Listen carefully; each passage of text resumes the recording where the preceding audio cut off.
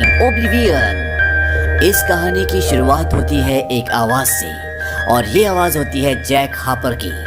वो बताता है कि आज से 60 साल पहले धरती पर एलियंस ने हमला किया। इन एलियंस को स्कैवेंजर्स कहा जाता है। उन्होंने सबसे पहले चांद को तबाह कर दिया और इसकी वजह से धरती पर भूकंप आए, सुनामी आई और पूरी धरती उथल पुथल हो गई। और जब इंसान इन सब आपदाओं से जूझ रहे थे तब उन्होंने यानी कि स्कैवेंजर्स ने अपनी एक टीम भेजी ताकि वो इंसानों को खत्म कर सके। और अब इंसानों के बीच में और स्कैवेंजर्स के बीच में एक युद्ध हुआ और इंसानों को अपने आप को, अपनी धरती को बचाने के लिए परमाणु का इस्तेमाल करना पड़ा। इंसान ये जंग जीत गए लेकिन उन्होंने अपनी धरती को खो दिया और इसके बाद इंसानों को अपनी धरती को छोड़कर शनि ग्रह, जिसे सैटर्न कहा जाता है, उसके सबसे बड़े चांद टाइटन पर भेज दिया गया। लेकिन टाइटन पर जाने से पहले इंसानों ने स्पेस में एक स्पेस स्टेशन का निर्माण किया। इसका नाम होता है टेट और ये इस पूरे मिशन को कंट्रोल करता है जो धरती पर अभी चल रहा है। धरती पर अभी सिर्फ 2 इंसान हैं, एक है जैक हार्पर और दूसरी विक्टोरिया, और ये यहाँ पर एक खास मकसद से हैं। दरअसल इंसानों ने समंदर के अंदर बहुत बड़े बड़े हाइड्रो रिग्स लगाए होते हैं जो समंदर के खारे पानी को फ्यूजन एनर्जी में बदलते हैं और इसी फ्यूजन एनर्जी से टाइटन पर बसे हुए लोगों का अस्तित्व बचा हुआ है, क्योंकि उन्हें जिंदा रहने के लिए जो वातावरण, जो चीजें चाहिए, जो एनर्जी चाहिए, वो उन्हें इन हाइड्रो रिग्स से मिलती है। वैसे तो इंसान एलियन से, जिन्हें स्कैवेंजर्स कहा जाता है, उनसे जंग जीत चुके हैं, लेकिन आज भी धरती पर बहुत सारे स्कैवेंजर्स छुपे हुए हैं और वो इन फ्यूजन एनर्जी को बनाने वाले हाइड्रो रिग्स को बर्बाद करना चाहते हैं और इसीलिए विक्टोरिया और जैक हार्पर यहाँ पर होते हैं। दरअसल इंसानों ने स्कैवेंजर से लड़ने के लिए एक खास तरह के एडवांस टेक्नोलॉजी के ड्रोन्स बनाए होते हैं जो स्कैवेंजर्स को मारते हैं और समंदर में बड़े बड़े हाइड्रो रिग्स की रक्षा करते हैं। लेकिन जब इंसान इन ड्रोन्स को खराब कर देते हैं तो उन ड्रोन्स को रिपेयर करने का काम जैक हार्पर का होता है और विक्टोरिया उसके साथ ही है। वो ऊपर स्टेशन से उसे गाइड करती है, उस पे नजर रखती है और ये दोनों एक टीम की तरह काम करते हैं और साथ ही साथ ये दोनों एक दूसरे से प्यार भी करते हैं। अब इस कहानी में एक चीज और अजीब होती है, इन दोनों को अपनी पास्ट लाइफ के बारे में कुछ भी याद नहीं होता, क्योंकि आज से 5 साल पहले इन दोनों की याददाश्त को पूरी तरह से मिटा दिया गया होता है और ये वक्त होता है सन 2077, यानी कि सन 2072 में इन दोनों की मेमोरी को मिटा दिया गया होता है। लेकिन जैक हार्पर को आज भी कुछ सपने आते हैं जो उसे सताते हैं। उसके दिमाग में कई सवाल हैं। उसे लगता है कि आज भी धरती उसका घर है, लेकिन विक्टोरिया को ऐसा कुछ भी नहीं लगता। विक्टोरिया खुश होती है क्योंकि आज से ठीक 2 हफ्ते बाद ये यहाँ से हमेशा के लिए टाइटन पर चले जाएंगे और बाकी इंसानों के साथ मिल जाएंगे। अब यहाँ पर इनके स्क्रीन पर, इनके मॉनिटर पर बार बार एक लेडी आती है। इसका नाम सैली होता है और ये टेट से बोल रही होती है। टेट वो स्पेस स्टेशन है जो इंसानों ने बनाया है और ये इन दोनों को गाइड करती है और ये दोनों उसके आदेशों का पालन भी करते हैं। अब इन दोनों को ये इन्फॉर्मेशन मिलती है कि इनके 2 ड्रोन्स खराब हो चुके हैं और जैक उन्हें रिपेयर करने के लिए धरती पर जाता है। दरअसल इनका जो स्पेस स्टेशन होता है वो धरती से बहुत ऊंची जगह पर होता है ताकि स्कैवेंजर्स इन पर हमला ना कर सके। अब जैक उन 2 ड्रोन में से एक ड्रोन को ढूंढकर रिपेयर कर देता है, लेकिन उसे अभी भी नहीं पता होता कि उनका दूसरा ड्रोन कहाँ पर है और इसीलिए वो अपने फ्लाइंग ऑब्जेक्ट से अपनी एक बाइक निकालता है और उस बाइक से वो अपने दूसरे ड्रोन को ढूंढने के लिए निकल पड़ता है। हालांकि जैक के लिए बहुत खतरनाक है क्योंकि स्कैवेंजर्स रात को इनके ड्रोन्स को खत्म करते हैं और दिन को वो जैक को मारना चाहते हैं, लेकिन फिर भी जैक अपनी जान की परवाह किए बगैर उस ड्रोन को ढूंढने के लिए निकल पड़ता है और जब वो आगे जाता है तो उसकी बाइक के रडार में उस दूसरे ड्रोन की लोकेशन आ जाती है कि धरती के नीचे एक सुरंग होती है, वहां पर उनका ड्रोन है। हालांकि विक्टोरिया उसे मना करती है कि वो वहां पर ना जाए, लेकिन जैक फिर भी वहां पर जाता है।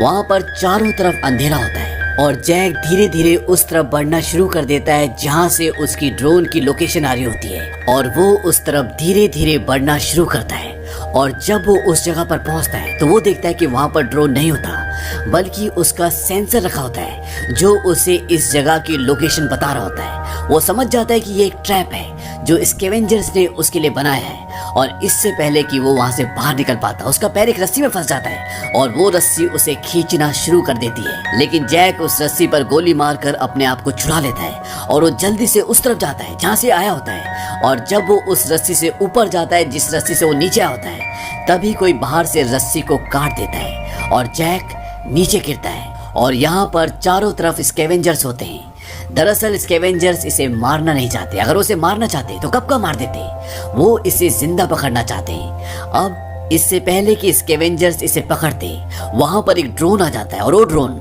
वहां पर जितने भी स्कैवेंजर्स होते हैं सबको मार देता है और इस तरह से जैक की जान बच जाती है। अब वहां पर जैक को एक धार्मिक किताब भी मिलती है। जैक उसे उठाता है और इसके बाद वो उस जगह से बाहर आ जाता है और जब वो बाहर आता है तो वो देखता है कि उसकी बाइक वहां पर नहीं होती। इस बात से जैक को गुस्सा आता है कि स्कैवेंजर्स उसकी बाइक ले गए और इसके बाद जैक वापस अपने स्टेशन पर आ जाता है। आज जैक की जान जाते जाते बची है और साथ ही साथ उसने एक ड्रोन भी खोया है। अब रात को एक बहुत बड़ा ब्लास्ट होता है और ये ब्लास्ट होता है इनके हाइड्रो रिग्स पे, जो समंदर के ऊपर इनकी बहुत बड़ी मशीन है और ये इनका एक बहुत बड़ा नुकसान होता है। जैक अपना फ्लाइंग ऑब्जेक्ट लेकर वहां पर जाता है और वो देखता है कि उनका हाइड्रो रिग्स पूरी तरह से तबाह हो चुका है और ये स्कैवेंजर्स से क्या होता है और स्कैवेंजर्स ने इस ब्लास्ट को इन्हीं के ड्रोन से निकाले हुए एक फ्यूल सेल से क्या होता है, क्योंकि इनके ड्रोन में जो फ्यूल सेल्स होते हैं वो बहुत स्ट्रांग है, बहुत पावरफुल है। अब जब जैक वहां पर पहुंचता है तो वो देखता है कि धरती से अंतरिक्ष में कुछ सिग्नल भी भेजे जा रहे होते हैं और ये काम स्कैवेंजर्स का होता है और वो उस जगह जाता है जहां से ये सिग्नल भेजे जा रहे होते हैं। वहां पर कोई नहीं होता और वो उस कनेक्शन को काट देता है और कनेक्शन काटने के बाद वो अपनी साथी विक्टोरिया को बोलता है कि मैं इस पूरी जगह का जायजा लेना चाहता हूँ और वो रेडिएशन जोन की तरफ जाता है। विक्टोरिया उसे मना करती है। जैक उसे बोलता है कि तुम चिंता मत करो, मैं उस तरफ नहीं जाऊंगा। दरअसल यहाँ पर एक रेडिएशन जोन होता है और उस रेडिएशन जोन को इन्हें पार करना अलाउ नहीं होता। इनके मुताबिक अगर ये उस पार जाएंगे तो ये जल जाएंगे और इसीलिए जैक ने कभी भी इस रेडिएशन जोन के बॉर्डर को पार नहीं किया होता। जैक विक्टोरिया से बोलता है कि मैं अब शायद तुमसे संपर्क से हट जाऊं और वो उससे संपर्क से हट जाता है और वो वहीं पर एक सीक्रेट जगह पर जाता है जहां पर उसने घर बनाया होता है और वहां पर उसने धरती पर मिली हुई काफी सारी चीजों को इकट्ठा किया होता है, क्योंकि जैक को आज भी लगता है कि धरती रहने लायक है और धरती उसका घर है, इसीलिए उसने ऐसा किया होता है। अब जैक जब उस जगह पर एंजॉय कर रहा होता है तभी उसे आसमान से एक फ्लाइंग ऑब्जेक्ट धरती पर उतरता हुआ नजर आता है और जैक जल्दी से अपने फ्लाइंग ऑब्जेक्ट पे बैठता है और उस तरफ जाता है और वो विक्टोरिया से भी बात करता है। वो कहता है कि मुझे आसमान से एक अनजानी चीज धरती पर उतरती हुई नजर आई और मैं उसी तरफ जा रहा हूँ। विक्टोरिया कहती कि ठीक है। तभी विक्टोरिया की स्क्रीन पर सैली आती है और सैली उसे बोलती है कि तुम जल्दी ऑफलाइन जाने वाले हो और जैक को कहे कि वो वापस आ जाए। इस सारी सिचुएशन को ड्रोन संभाल लेंगे और विक्टोरिया जैक को ऐसे ही बोलती है, लेकिन जैक उसकी बात नहीं मानता। वो कहता है कि मैं साइट की सुरक्षा चाहता हूँ, इसीलिए मैं इसका निरीक्षण खुद करूंगा और जैक उस जगह पर पहुंच जाता है और वो देखता है कि जो अनजानी वस्तु धरती पर उतरी है उसमें से बहुत सारे स्लीपिंग चैम्बर्स भी गिरे होते हैं और उन स्लीपिंग चैम्बर्स में इंसान होते हैं और वो ये देखकर हैरान होता है। तभी वहां पर ड्रोन्स आ जाते हैं और वो ड्रोन्स उन स्लीपिंग चैम्बर्स में जितने भी इंसान होते हैं उन सबको मारना शुरू कर देते हैं और अब ये ड्रोन्स को कंट्रोल नहीं कर सकते क्योंकि सैली ऑफलाइन जा चुकी है और वो उससे बात नहीं कर सकते और सैली इन सभी ड्रोन्स को कंट्रोल करती है। लेकिन फिर भी जैक एक स्लीपिंग चैम्बर में लड़की को बचा लेता है और वो उसे अपने स्टेशन पर ले आता है। हालांकि विक्टोरिया नहीं चाहती कि वो उसे लेकर आए, लेकिन जैक फिर भी उसे ऊपर ले आता है और जब वो उसे ऊपर लेकर आते हैं तो वो उसका स्लीपिंग चैम्बर खोलते हैं और वो होश में आ जाती है। वो बहुत कमजोर होती है क्योंकि वो कई सालों से इस स्लीपिंग चैम्बर में सोई हुई है। वो बताती है कि मेरा नाम जूलिया है और वो विक्टोरिया को और जैक को बहुत हैरानी से देखती है। विक्टोरिया उसे बताती है कि तुम्हारी टीम में से अब कोई भी नहीं बचा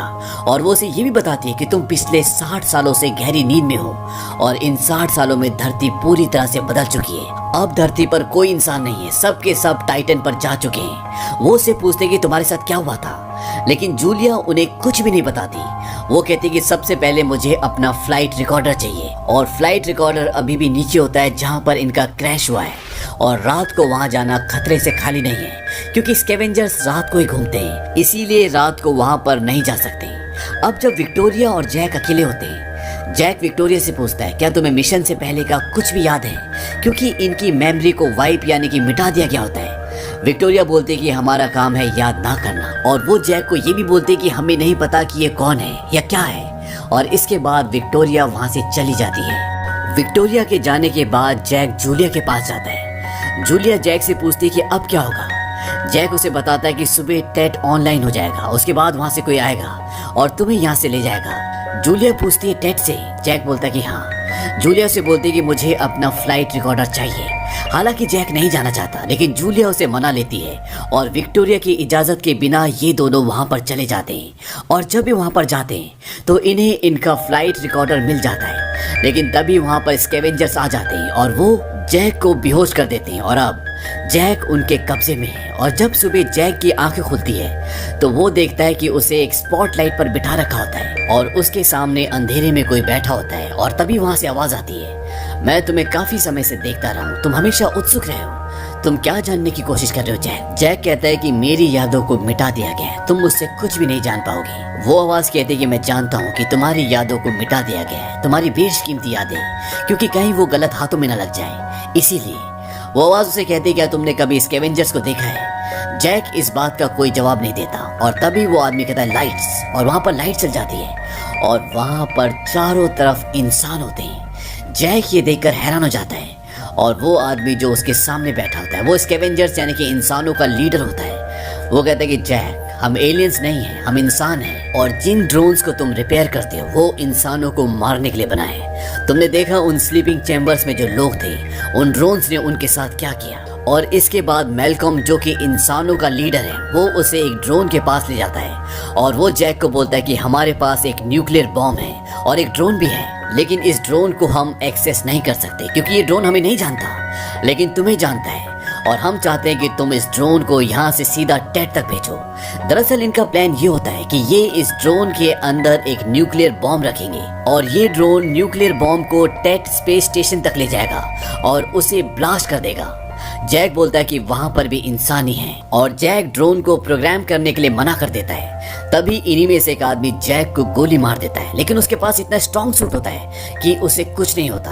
और अब यहाँ पर ड्रोन्स आ चुके हैं क्योंकि उन्हें जैक के डीएनए से यहाँ का रास्ता पता चल चुका होता है। ड्रोन्स बाहर होते हैं और ये लोग उन ड्रोन्स को गिराने के लिए, उन्हें मारने के लिए बाहर चले जाते हैं और मैल्कम जैक और जूलिया को दूसरे रास्ते से बाहर ले जाता है और वो जैक को बोलता है तुम रेडिएशन वाले जोन में क्यों नहीं जाते, मैं वहां जा चुका हूँ, तुम्हें सच वहीं मिलेगा। वहां बाहर जैक की वो बाइक भी होती है जो एक बार गायब हो चुकी होती है और मैल्कम उन दोनों को वो बाइक दे देता है और जैक और जूलिया उस बाइक से वहां से निकल जाते हैं। लेकिन बाइक से कुछ देर सफर करने के बाद उनकी बाइक की बैटरी डाउन हो जाती है और उन्हें वहां से पैदल जाना पड़ता है। अब वहां पर एक एम्पायर स्टेट बिल्डिंग होती है और जैक और जूलिया उस बिल्डिंग के अंदर चले जाते हैं। अब तक विक्टोरिया को भी ये पता चल जाता है कि जैक सही सलामत है और वो उसके फ्लाइंग ऑब्जेक्ट को उसकी तरफ भेज देती है।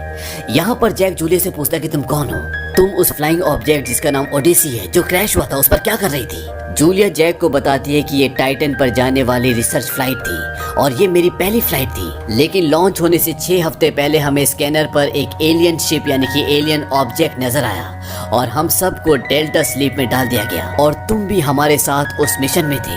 शायद उन्होंने सबसे पहले तुम्हें और विक्टोरिया को जगाया होगा और जो एलियन ऑब्जेक्ट हमें स्कैनर पर दिखा था वो और कोई नहीं बल्कि टेड था। उसकी बातों पे जैक को यकीन नहीं होता। वो कहता कि ऐसा नहीं हो सकता, मुझे ये बताओ कि तुम कौन हो। और तब जूलिया उसे बताती कि मैं तुम्हारी वाइफ हूँ और ये सुनने के बाद जैक शॉक्ड हो जाता है और तब जूलिया उसे बताती कि मुझे नहीं पता कि तुम्हें क्या हो गया, लेकिन अब तुम वो नहीं हो जो पहले थे। और जूलिया उसे एक अंगूठी दिखाती है और ये वो अंगूठी होती है जो जैक ने कभी उसे दी थी और उस अंगूठी को देखने के बाद जैक को सब कुछ याद आ जाता है। उसे याद आ जाता है कि वो उसकी पत्नी है और जब उसे गले लगाता है तभी वहां पर उसका फ्लाइंग ऑब्जेक्ट आ जाता है और उस फ्लाइंग ऑब्जेक्ट में कैमरास होते हैं और उन कैमरास के थ्रू विक्टोरिया देख लेती है कि जैक जूलिया को गले लगा रहा है और उसे लगता है कि जैक उसे धोखा दे रहा है। लेकिन अब जैक को पता है कि टेड एक एलियन ऑब्जेक्ट है, इसीलिए वो जल्दी से जूलिया को लेकर अपने स्टेशन पर पहुंचता है। लेकिन विक्टोरिया दरवाजा नहीं खोलती। जैक उसे समझाने की कोशिश करता है लेकिन विक्टोरिया कुछ भी नहीं सुनना चाहती और वो टेड से संपर्क करती है। टेड को बोलते कि हमारे बीच में अब कुछ भी अच्छा नहीं रहा। टेड से सैली की आवाज आती है, क्या तुम अभी भी एक इफेक्टिव टीम हो? और विक्टोरिया बोलती कि नहीं, हम इफेक्टिव टीम नहीं है। और तभी वहां पर दरवाजे खुल जाते हैं और वहां पर एक बहुत बड़ा ड्रोन होता है और वो ड्रोन बाहर आता है और विक्टोरिया को मार देता है और इसके बाद वो जैक को भी मारने वाला होता है। लेकिन तभी जूलिया जैक के फ्लाइंग ऑब्जेक्ट पर बैठ जाती है और वहां से गोलियां चलाती है जिससे वो ड्रोन ऑफ हो जाता है और इस तरह से जैक की जान बच जाती है। तभी मॉनिटर पर स्क्रीन पर सैली आती है और जैक उससे बोलता है कि तुमने क्या किया, तुमने विक्टोरिया को मार दिया वो कहती है कि कभी कभी हालात काबू से बाहर हो जाते हैं, हमारे पास तुम्हारे लिए एक नया मिशन है, तुम इस नई सर्वाइवर को जिसका नाम जूलिया है इसे लेकर ऊपर टेट पर आ जाओ।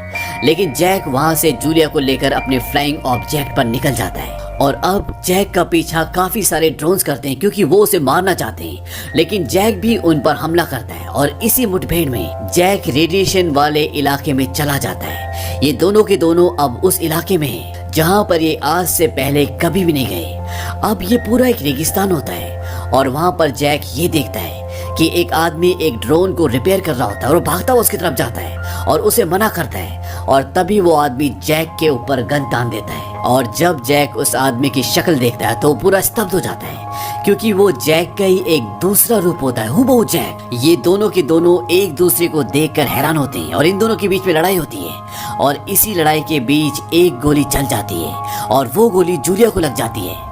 लेकिन जो जैक होता है वो दूसरे यानी कि अपने क्लोन को किसी तरह से बेहोश कर देता है और अब जैक को अगर जूलिया को बचाना है तो उसको मेडिकल किट किसी भी हालत में लानी होगी। और जैक देखता है कि वहाँ पर जो फ्लाइंग ऑब्जेक्ट होता है उसमें लिखा होता है टेक 52 और जैक का नंबर होता है टेक 49। जैक उस फ्लाइंग ऑब्जेक्ट पर बैठता है और कहता है मेरा नाम है जैक हार्बर, टेक 52 और वो एक्सेस कर जाता है और वो उस फ्लाइंग ऑब्जेक्ट पर बैठकर उनके स्टेशन पर जाता है और जब वो वहाँ पर जाता है और मेडिकल किट लेकर वापस आ रहा होता है तो वहाँ पर उसको विक्टोरिया भी मिलती है। हालांकि इनके स्टेशन पर विक्टोरिया मर चुकी है लेकिन यहाँ पर एक और विक्टोरिया होती है। जैक उसे बोलता है तुम मेरे साथ नीचे क्यों नहीं चलती, लेकिन विक्टोरिया मना कर देती है। वो कहते हैं कि ये रूल्स के खिलाफ है और जैक वहाँ से मेडिकल किट लेकर वापस आ जाता है और वो जूलिया को अपनी वाइफ को उस मेडिकल किट से ठीक करके सीधा मेलकम के पास जाता है। मेलकम जो इंसानों का लीडर है और अब वो सारा सच जान चुका है, वो इंसानों का साथ देना चाहता है और जो ड्रोन उनके पास होता है जिसके अंदर न्यूक्लियर बॉम्ब होता है वो उसे प्रोग्राम करता है ताकि वो टेट तक जाए और टेट को पूरी तरह से निश्तो नाबूद कर दे। मेलकम यहाँ पर जैक को ये बताता है कि जब उन्होंने हमारे चांद को तबाह किया उस वक्त मैं यहीं पर था, ये सब मैंने अपनी आंखों से देखा। इसके बाद प्राकृतिक आपदाएं आई और सब इंसान यहाँ पर भूख से मर रहे थे। उसके बाद टेट ने अपनी सेना भेजी, दरवाजे खुले और तुम निकले हजारों की तादाद में। एस्ट्रोनॉट जैक हार्बर, तुम्हारी याददाश्त मिटी हुई थी और तुम्हें प्रोग्राम किया गया था इंसानों को मारने के लिए। इसके बाद इस जंग का फेज 2 आया और एक बार फिर तुम आए, एक टेक्नीशियन, एक रिपेयरमैन के रूप में। मेलकम जैक को बताता है कि टेट एक के बाद एक कई प्लैनेट्स को अपना शिकार बना चुका है और पिछले 50 सालों से लगातार ये हमारी धरती को सुखा रहे हैं। दरअसल मेलकम की जैक के ऊपर विश्वास करने की 2 वजह होती है। एक, उसने जूलिया को बचाया होता है और दूसरा, जब एक बार वो एक ड्रोन को ढूंढने के लिए नीचे गया होता है तो वहाँ पर उसने एक किताब उठाई थी और वो एक पवित्र किताब होती है और उसने उसका अध्ययन किया होता है और मेलकम समझ जाता है कि जैक के अंदर एक इंसान जिंदा है। अब जैक उस ड्रोन को तैयार कर देता है ताकि वो टेट तक जाए और उसे ब्लास्ट कर दे, लेकिन तभी वहाँ पर और भी ड्रोन्स आ जाते हैं और यहाँ पर एक बहुत बड़ी जंग छिड़ जाती है और इस जंग में जिस ड्रोन को इन्होंने ऊपर टेट तक जाने के लिए प्रोग्राम किया होता है वो पूरी तरह से खराब हो जाता है और इनकी सारी उम्मीदें पानी में मिल जाती हैं। जैक बोलता है कि न्यूक्लियर बॉम्ब को मैं ऊपर ले जाऊंगा। मेलकम उसे बोलता है कि टेट तुम्हें मक्खी की तरह मसल देगा।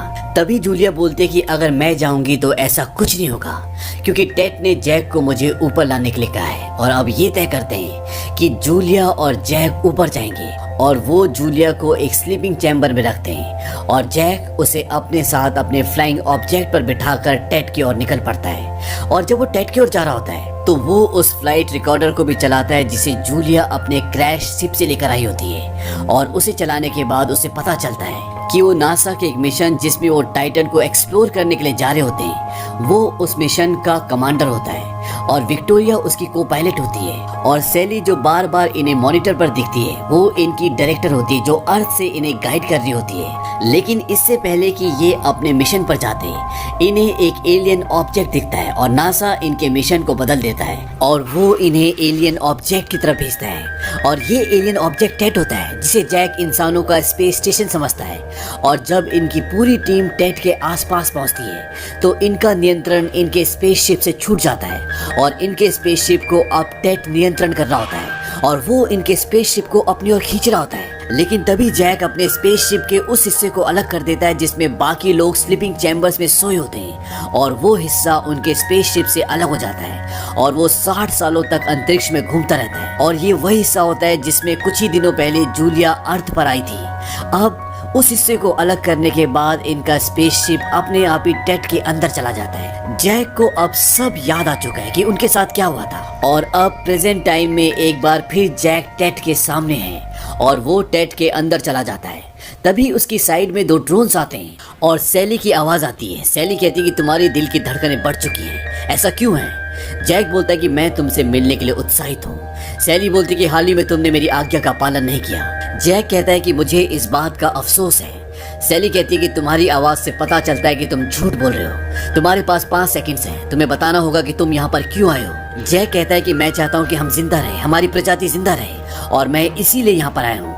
और ये उसने सच कहा होता है क्योंकि वो चाहता है कि इंसान जिंदा रहे। और अब सैली उसे कहती है कि अंदर प्रवेश करो और जब वो अंदर प्रवेश करता है तो वो देखता है कि वहाँ पर उसके और विक्टोरिया के हजारों क्लोन्स होते हैं। दरअसल टेट ने यानी कि इस मशीन ने जैक के और विक्टोरिया के हजारों क्लोन्स बनाए होते हैं। और ये देखने के बाद वो हैरान हो जाता है और वो आगे जाता है और वो उस जगह पर अपना फ्लाइंग ऑब्जेक्ट लैंड करता है जहां पर वो आवाज होती है यानी कि जहां पर सैली होती है। दरअसल सैली नाम की कोई लेडी होती नहीं है, वो सिर्फ एक कंप्यूटराइज्ड नकली इमेज होती है जो नासा में कभी काम किया करती थी। और अब जैक अपने फ्लाइंग ऑब्जेक्ट से उस चैम्बर को निकालता है जिसके अंदर जूलिया है। लेकिन उसके अंदर जूलिया नहीं होती बल्कि मैल्कम होता है और वो दोनों अपने साथ जो बॉम्ब लेकर आए होते हैं उससे इस पूरी जगह को ब्लास्ट कर देते हैं और इस तरह से जैक, मैल्कम, टेट इन सब का खात्मा हो जाता है। वहीं अर्थ पर ये दिखाते हैं कि जूलिया की आंख खुलती है और वो उस लेक हाउस पर होती है जहाँ पर जैक ने बहुत सारी चीजें इकट्ठा की होती है। दरअसल वो जैक के साथ यहाँ पर पहले भी आ चुकी होती है और जब वो आसमान में टेट को ब्लास्ट होते हुए देखती है तो समझ जाती है कि जैक अब इस दुनिया में नहीं रहा। और धीरे धीरे वक्त बीतता है और 3 साल हो जाते हैं और 3 साल के बाद ये दिखाते हैं कि जूलिया की एक छोटी बेटी है जो जैक और उसकी बेटी है। और तभी सामने कुछ आदमी आते हैं और ये वही लोग होते हैं जो मैल्कम के लोग थे जो टेट से लड़ते थे और इनके साथ जैक 52 भी होता है यानी कि ये जैक का क्लोन नंबर 52 होता है जिसके साथ रेडिएशन वाले इलाके में जैक 49 ने लड़ाई की थी। और अब इसको सब कुछ याद आ चुका है क्योंकि जब भी जैक 47 से मिला था तो इसकी याददाश्त वापस आना शुरू हो गई थी और जब ये जूलिया को देखता है तो इसे सब कुछ याद आ जाता है। लेकिन इसे अपने घर को, जूलिया को ढूंढने में 3 साल लग जाते हैं और इसके बाद ये यहाँ पर खुशी खुशी रहते हैं। दरअसल जो एलियन मशीन टेट होती है वो जैक के कई सारे क्लोन्स बना के रखती है और उन सबको अलग अलग नंबर्स देती है। जो पहला जैक होता है जिसने टेट को मारा होता है उसका नंबर 49 होता है और ये जो दूसरा जैक होता है इसका नंबर 52 होता है। और एलियन मशीन टेट ये नहीं चाहती थी कि ये दोनों एक दूसरे को देखें, इसीलिए वो इन्हें ये बोलती है कि रेडिएशन वाले इलाके में आप नहीं जा सकते। दरअसल रेडिएशन वाला कोई इलाका होता ही नहीं है, उस इलाके में जैक का दूसरा क्लोन होता है जो ड्रोन्स की मरम्मत करता है। तो ये थी पूरी कहानी ओब्लिवियन की। ये फिल्म सन 2013 में रिलीज हुई थी और ये एक कामयाब फिल्म थी। इस फिल्म का बजट था $120 मिलियन और इसने बॉक्स ऑफिस पर कमाई की थी $287 मिलियन की। उम्मीद करते हैं कि ये कहानी आपको पसंद आई होगी।